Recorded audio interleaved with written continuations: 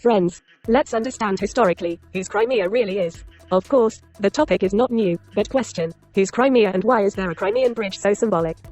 And what an old man Russia is angry about Crimea. They must have their answers.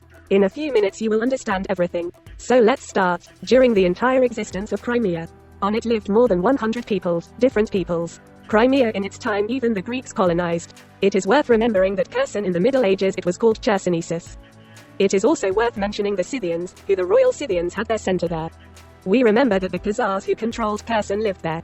Sviatoslav the Brave broke up the Khazar Khaganate in the 960s, took the eastern part of the Crimea and the western part of the Kuban, where he organized the Tiermatarakan land. The land was ruled from Kiev, and later from Chernihiv.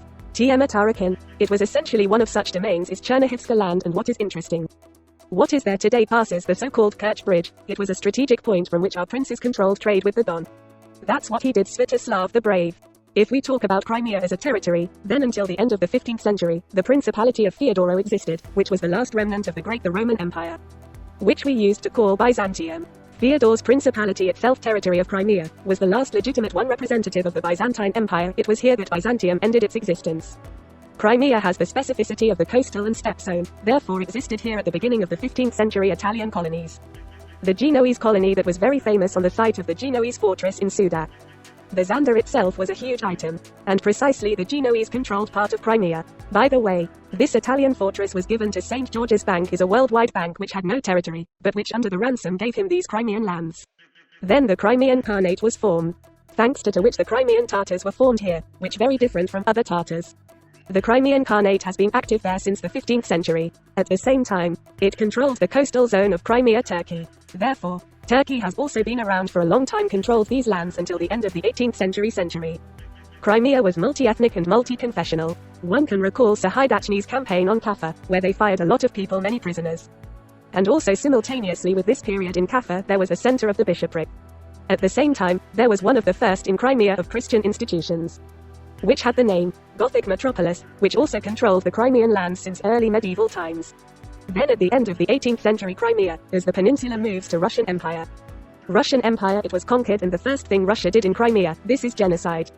First of all, she destroyed the Greeks, then all the remains of the Crimean Khanate. When Russia came to the territory of Crimea, it committed genocide.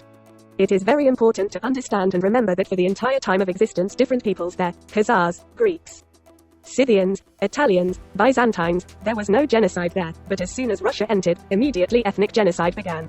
So remember forever what happens where Russia comes. From now on, there will be no more talk about the Crimea as a Russian territory, because we went there as the occupiers already in the 18th century. In the constitution of Philip Orlica is recorded about fraternal relations between the Crimea and the Hetmanate, when Crimea was an enemy of Moscow kingdoms. The hetmanship and the Sikovits led trade with Crimea, and that was enough an interesting period, because when the Muscovites said that they were at war with the Crimea, the hetmans and the Sikovs, they said, well, you have a war, and we have a war with Crimea. No. In 1622 to 1623, between the Cossacks and Krimchaks, the Crimean Khanate and Persia, a military political union was concluded, which was called the Persian Crimean Cossack and Anti-Turkish Coalition. Then the Cossacks helped Crimean Khanate against Turkey. So when they say that Crimea Russian, tell me who is from commanders or kings died in the fight for Crimea? None. And in 1628, we fought against the Turks, died together with the Crimean Khanate 2 hetmans. In 1628, Oliver died Dove, who was more than 80 years old, and Mikhailo Doroshenko. When the Russians entered the Crimea at the end of the 18th century, the first thing they created was this genocides. These genocides were also created in the 40s.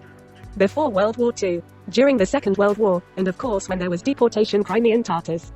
In 1918, Crimea was recognized as a territory Ukrainian state. So that the Bolsheviks and the White Guards, who later camped there, did not say, Crimea is it part of the Ukrainian state. This is how it happened historically. And the phrase, Crimea is ours, which was invented by Russia.